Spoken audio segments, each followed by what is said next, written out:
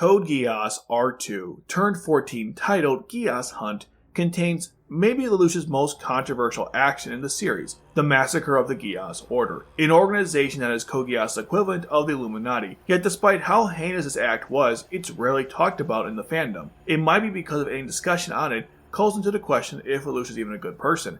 After all, the massacre of innocent men, women, and children seems the opposite of heroic, which would explain why people are quick to defend Lelouch's actions when talking about the massacre. It has been justified as morally the right thing to do and was the best solution. But is that actually true? Well, I certainly don't think so. Let's start with the moral argument here. Is Lelouch justified in destroying the Order? The Order itself is evil. We know this through many of his experimented children, including Rollo, Ulia, Orpheus, Clara, and Toto. It is through Rollo that we learned the Order was responsible for murdering enemies of the Empire. One of the Geass Order's goals is to complete the Ragnarok connection, a plot to combine the living and the dead into a collective consciousness. This is just like what Sele was doing in Neon Genesis Evangelion. Lelouch himself described this as an evil act. You now want a world without change. How stagnant. You could hardly call it life. That's a place I wouldn't want to live in. And in the process of preparing for the Ragnarok connection, Bartley discovered the Empire was waging war for different gates into C's world. These are objectively evil acts. But who's responsible for this? The heads of this operation, which includes Charles, V2, and the Druids, or these random families that most likely didn't contribute much to the evil deeds of the Order? The answer is the heads of the organization. You would have to interrogate each low-level worker in order to determine their level of blame. Lelouch instead punished everyone equally, as if they were all equally responsible for what happened. By that logic, I guess Cecile, Lord, and Rakshata are all war criminals that should be executed, because they created nightmare frames. The same nightmare frames that are responsible for thousands of deaths. Obviously, these engineers didn't directly kill anyone with their nightmare frames, but based on this logic, they are just as evil as Cornelia, who did.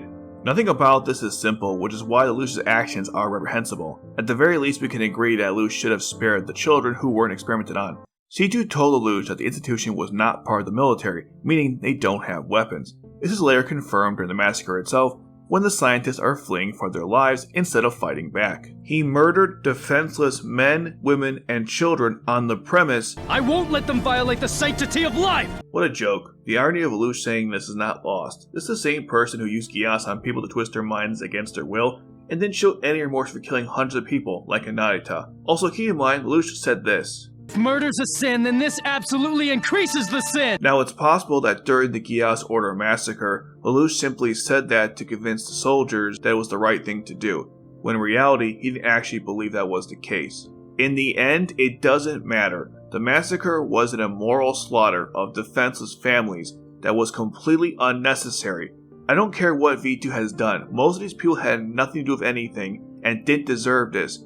I agree that the Order had to be stopped, but this was not the right way to do it. Moving on from the moral argument, was the destruction of the Order a smart idea? Tactically speaking, I'd argue no. Given what this organization was doing, there was probably tons of documents from the research conducted over the years. Think about what Lelouch could have learned in such a short period of time. At the very least, he would have discovered the plans for the Ragnarok connection, and having that knowledge makes his action at the end of turn 19 actually make sense. Originally, he just goes after Charles because now seems like a good time, I guess, and what a coincidence that Charles is about to start the Ragnarok connection. This is really just the tip of the iceberg in terms of how the Geass Order could have been utilized. It's one of the most underused aspects in the series, and that's saying something. Now you might be thinking, how could Lelouch take over the Order instead of destroying it? How can Lelouch guarantee that the scientists will obey him? And so forth. Let's start with taking over the Order without killing everyone. Lelouch knows this is not a military institution, so the workers won't have any weapons. The only one who might is V2, so all Lelouch has to do is surround the Order and hunt down V2 directly. He can station nightmare frames to prevent anyone from escaping. Now, to be fair, they were trying to find V2 during the massacre, as that was one of the main objectives, but it was the worst way to go about it. Given Lelouch's, Rollo's, and Jeremiah's Geass abilities, it would have been easy for them to sneak in and find V2. And I doubt V2 and his druids could stop all three of them in hand-to-hand combat. As an example, Cornelia broke in with no issues and attacked V2. This approach might not have been as exciting as charging the Order with nightmare frames, but it makes more sense. Lelouch can still do the Skype call with V2, but instead have Psycho do it disguised as him, although I would argue a better approach is to simply sneak into the Order to confirm they are the right place as they look for V2. Cornelia did this, so why couldn't they? Obviously, once the three of them stop V2, they can put him in the same device they used on C2 in episode 1. Now, after they take over the Order, how does Lelouch guarantee that the scientist will work for him? Well, I don't know if you're aware of this or not, but Lelouch has this supernatural power, I think it's called Geass.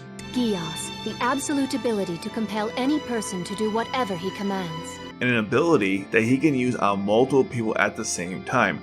So Lelouch could have just commanded everyone to acknowledge him as the head of the Geass Order. If he needs additional things from the scientists, or realize that the command is not good enough, there is a solution for that as well. Jeremiah has a Geass Canceller, which shuts down other Geass abilities. We learned from Shirley that Lelouch could use his Geass again on her after Jeremiah cancelled his first command. Jeremiah and Lelouch are a dangerous combination because of applications like this. We unfortunately never saw this in the series. When Lelouch has to do other things, C2 can fill in as the leader of the Geass Order. It's obvious from the episode that people respected her and would follow her lead. You can also have Rollo there to keep the children with Geass powers calm and complacent. Obviously, if they become rebellious, Lelouch can use Geass on them or just kill them. I would prefer the Geass option.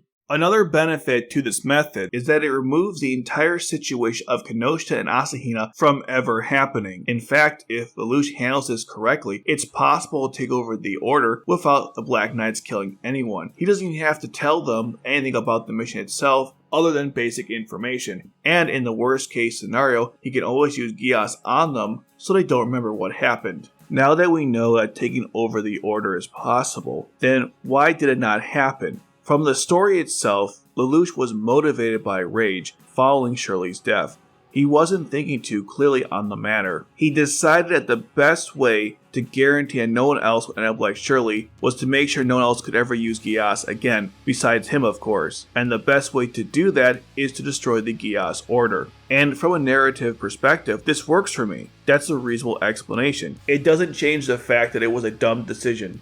On a meta level, I'm going to assume that the writers didn't know or want to consider an alternative to this part in the story. As a writer, having Lelouch in charge of the Geass Order would alter many future events. Thus, it complicates the story. Let's do a quick thought experiment. What would be easier, write off the Geass Order from the story, or add a new part where Lelouch takes over? Leave your answer in the comment section below. I think putting Lelouch in charge is more complicated, so the writers took the lazy route here and just wiped it out, kinda like how they handled Shirley. R2 had so much wasted potential that it bothers me that we got more of this and less of this. If you like learning more about the failures of Code Geass, then you should definitely watch this video right here on how they ruined Shirley's character.